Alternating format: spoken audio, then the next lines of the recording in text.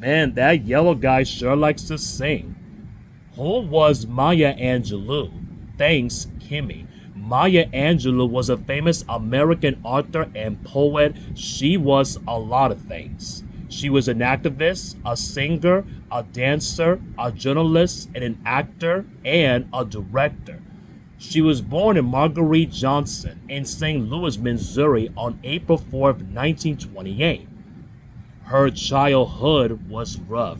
When she was a young girl, she was abused by her mother's boyfriend. And for about 4 years, she wouldn't speak to anyone except her brother.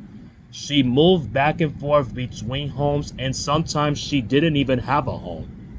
For a while, she lived with other homeless children in abandoned cars at a junkyard. I know she even went through some really hard times, but Maya turned those struggles into a great literature. Her poems, plays, books explore oppression in lots of different forms. An oppression of black people by white people, and of women by men, and of the poor by the rich. Her famous work is I Know Why the Caged Bird Sings, which was published in 1969.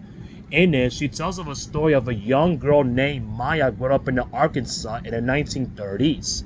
At the time, the South was segregated. African Americans had to shop at different stores, live in different parts of town, and even go to different schools. They were treated like second-class citizens in pretty much every other way. Yeah, and it's hard to believe that this wasn't even that long ago.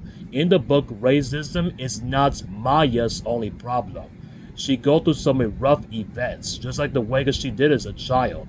Her mother's boyfriend abuses her, and her mother abandons her.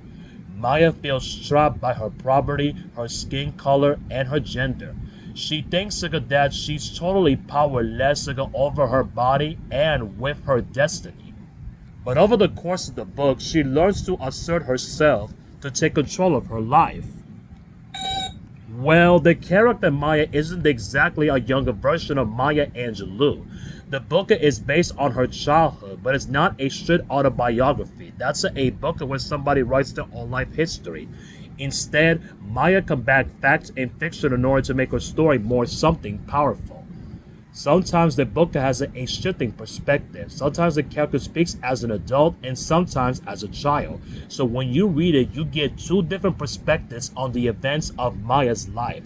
For the versions of the narrators switch in and out of dialect, a way of speaking specific to a certain time and a place.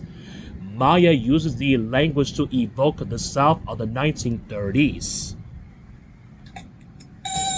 Yup, and it was praised by critics as it became a huge bestseller. She followed it up with four more autobiographical novels to cover for the rest of her life, as well as several volumes of poetry.